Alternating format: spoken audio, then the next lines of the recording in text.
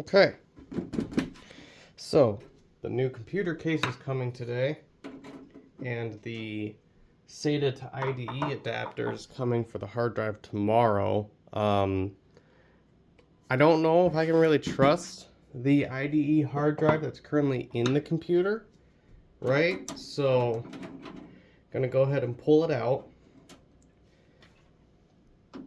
and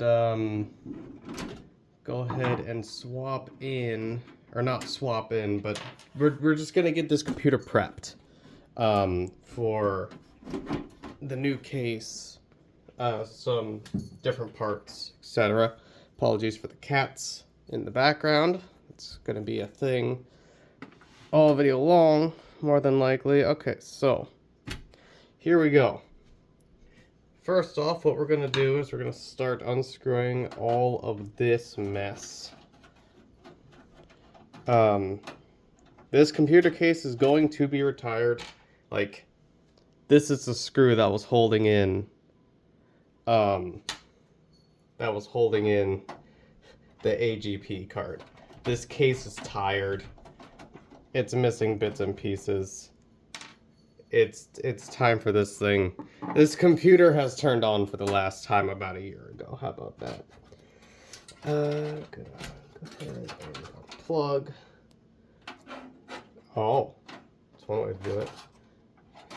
Go ahead and unplug this one as well. This thing, I think we're going to utilize this in the new version of this computer, because the case that's coming for it, it has USB 3.0 on the front, right? So I think if we keep this, it'll give us some more USBs. So I'm gonna go ahead and keep that. Go ahead and get this out of here. And this is what I've been using to turn this computer on and off for power reset, along with the hard drive and power LED. Sorry. Try to get that stable again. Alright, there we go. This is what I've been using to turn the computer on and off. It's just been screwed onto the back. Happy to retire this thing as well. So I'm just going to go ahead and unscrew the rest of these.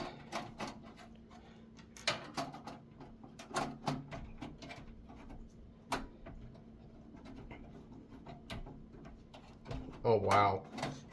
Remember, I rebuilt this computer last like 2 years ago. I used a fan screw to hold in, what's that, the game, 9 pins? I think that's what that is, 9 pins. Oh wow, I used another one for the Sound Blaster. That is crazy. Alright, so, go ahead and carefully start pulling cards out. Here we have a modem for the time. This is going into the next computer just because it would have had a modem. All right. Pull this guy out. This is a dual 9-pin port controller. Some controllers for games use these 9 pins, so got 2 there.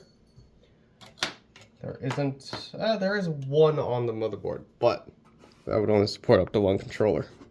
So, in theory, if I have what I remember from back when I was a lot more into this, could have up to 3 controllers.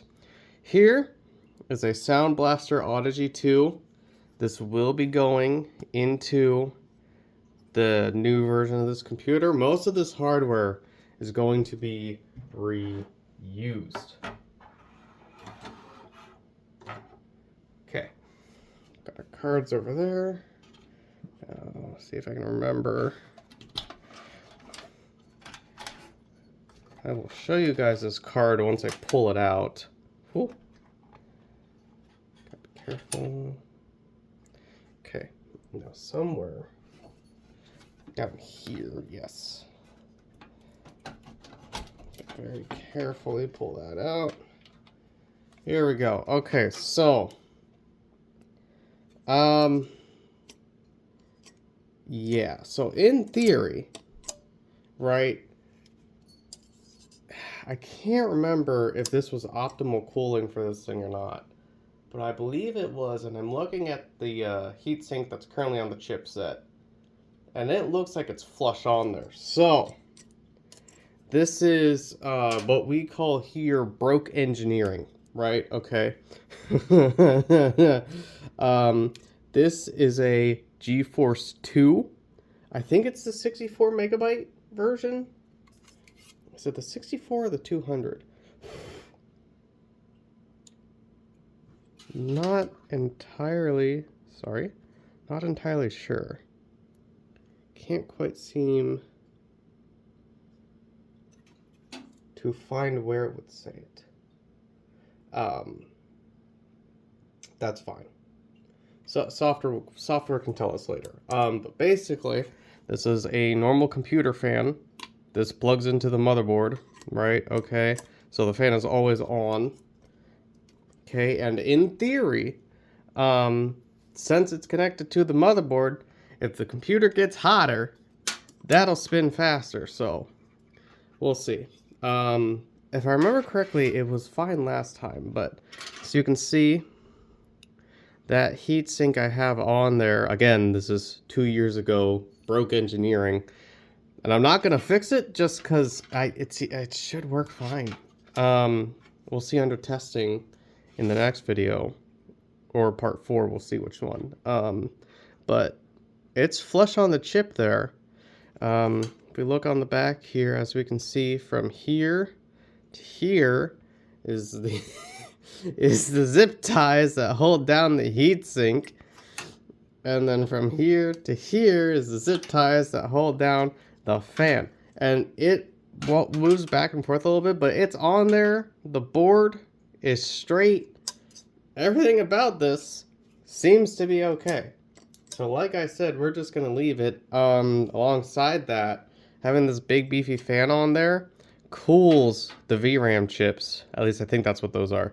It cools these heat sinks way more than the original one did. So yeah, we're gonna keep this the way it is. Got VGA and DVI, right? Okay. This thing is staying. This thing is staying. Next up, let me actually, because I think, yeah, there are screws on this back side, so let me just get those out real quick.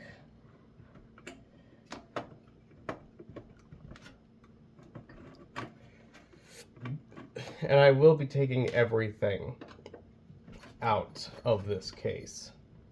Like I said, this case is going to get retired. It will host no more computers. It is just time for it to go. Okay. All right. Here we go. Okay, so I guess just go ahead and start unplugging everything. Is there a fan up in the front? No. Oh, that's the wire for this fan. Is this one glow blue? I can't remember. Oh, wow. A 120 mil actually fits like properly in there. I didn't know that. Yeah, there's holes for the 60 mil, the 80 mil that I would usually put in there, and then the 120 mil. Interesting. Alright, I did not know that I had one of those on there. Or I knew I had one of those on there, but I didn't know it fit natively. That's crazy. Alright, CPU power. Carefully undo this IDE cable. Now I will admit, I do have another IDE drive to throw in here on the slave connection. But it's a much bigger drive than this one. I haven't tested it, so actually, you know what? Let me pull this out and then I'll go swap that out to show you guys. Sorry. I don't have a tripod at the moment, so you're on a bendy mount that I typically use for my TikTok live streams. I slowly pull this out. Did I not unscrew it from the backside? I did not unscrew it from the backside.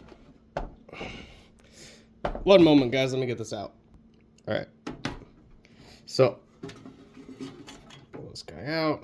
This is a Samsung, later known as Seagate, because Samsung eventually sold their hard drive division to Seagate. This one is a, what is it, a 120 gig? A 160. This is a 160 gig. What I'm going to throw in here instead is a 200 gig, I believe, that I haven't tested yet. So let me go grab that. All right, so remember how I just said Samsung sold it off to Seagate? Here's the Seagate, a 200 gigabyte Barracuda 7200 RPM. This drive, this IDE drive, should have some speed. Now, this is going to be the slave drive, which I believe I have the jumper set to. This is going to be the slave drive for this, a newer SATA Seagate. This one will be the master. Now, there are SATA ports on this motherboard, but they do not seem to work. So I have a SATA to IDE adapter coming. So it's going to take this. It's going to be a board that plugs right on into there. Sorry. Plugs right on into there. And then it'll give you this to plug into. And both of those should fit right on in there. So put that up there, put this up here. Got our two Seagate drives. Let's go ahead and keep going with the disassembly. Gently pull out the first IDE cable.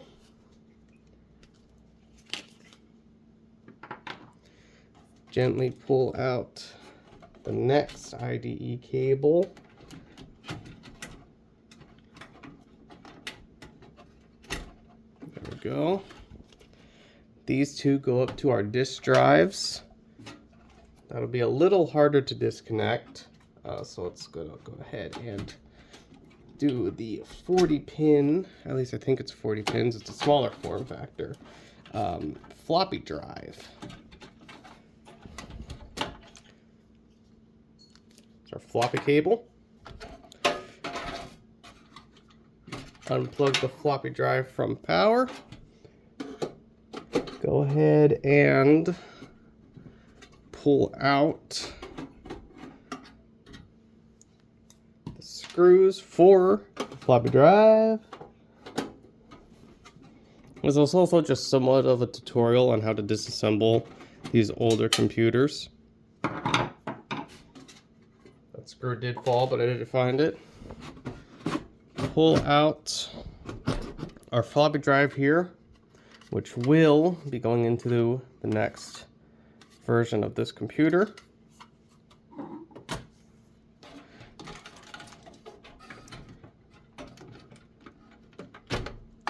Unplug the main board power. Unplug these power cables.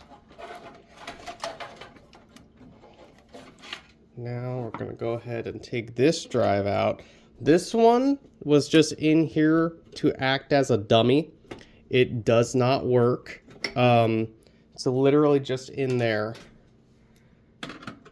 to fill in that front slot because I did not have a cover to go into it. So this one here, if I can get it out. There we go. This one here is literally just cosmetic.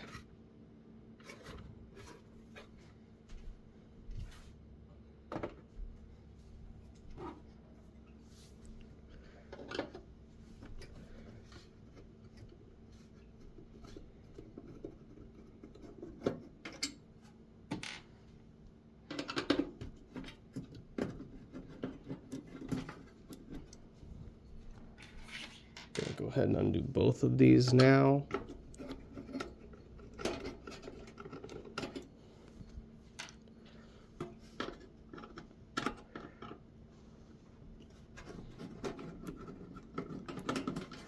Technically, if I wanted to, I do have a PCI,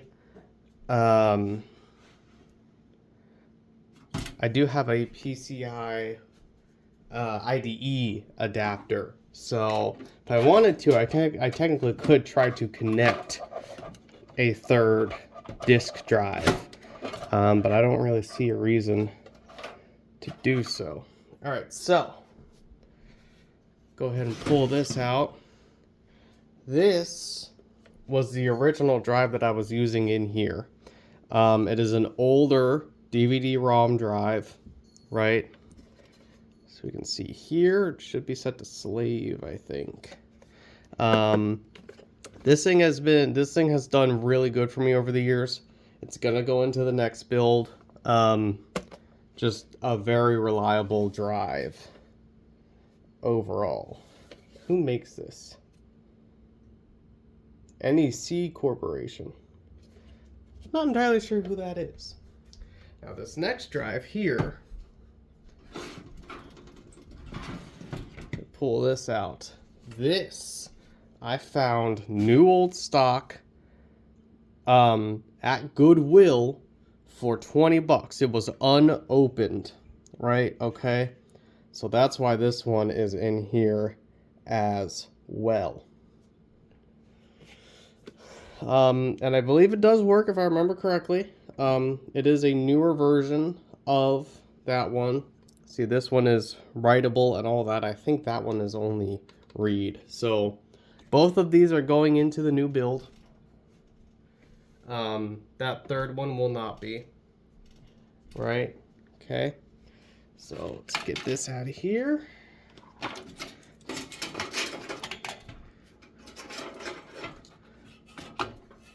Let's get all these cables out of the way. I think we can go ahead and get the power supply out.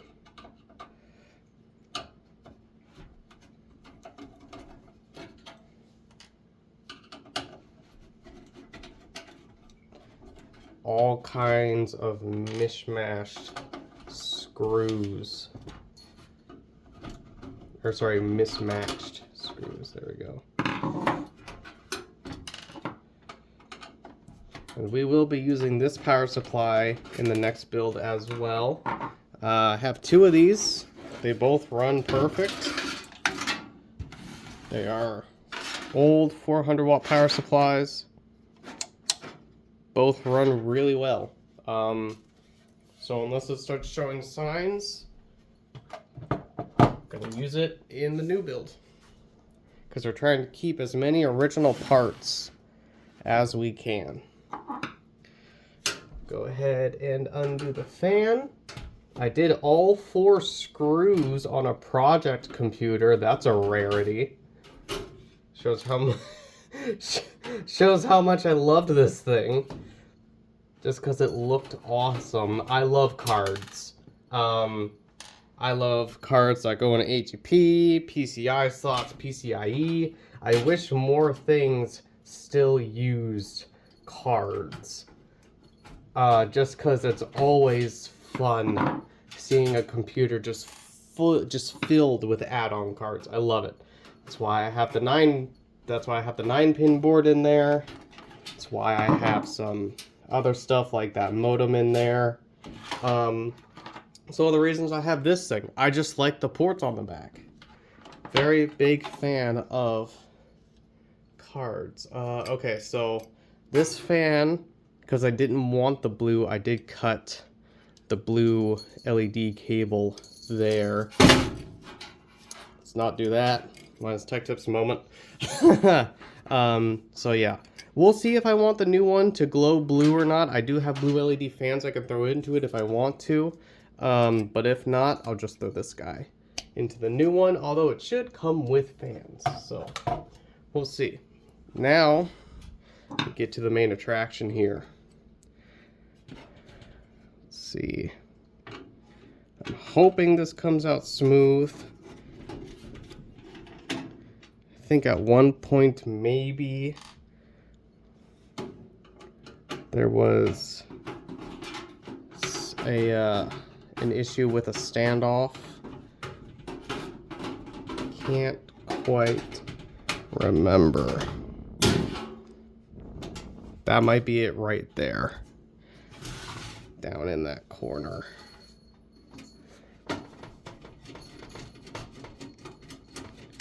Maybe up here as well. This board was in here secured, but not by a lot. That one came out. Okay, so we got another screw over here. Let's see, another one in the middle by the ram. That one came out. Come on.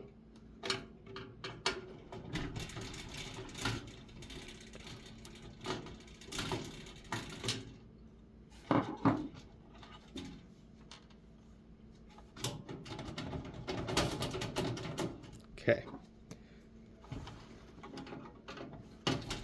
Let's do the back one first. Oh, okay, the back is free.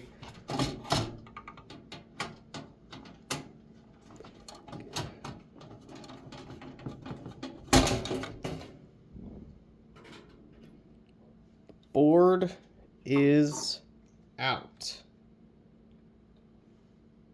It looks like might not have any nope, no stuck standoffs. All the standoffs did stay in the computer case, shockingly. Okay, so this is now bare. This thing weighs nothing. This thing is literally made out of sheet metal. Like, I almost want to say scrap sheet metal. It is not a stable case. Alright, so let me bring you in closer here. If I remember correctly, the CPU inside of this thing is a Pentium 4 5300 bus speed, I think. Or 53300 bus speed, I think. And it has 1.5 gigs of memory. Go ahead and pop that out for y'all to see. Maybe. Maybe. There we go. This one is the 512 megabyte stick, if it'll focus. Maybe. There we go. It's 512 megabyte stick here. And this one has chips on both sides. That's why I chose this one. Typically the chips with both sides on them run a little bit better. If we can get this guy out. This one is a 1 gigabyte stick of DDR1 PC400. Again, dual-sided. You want the bigger stick in the first slot,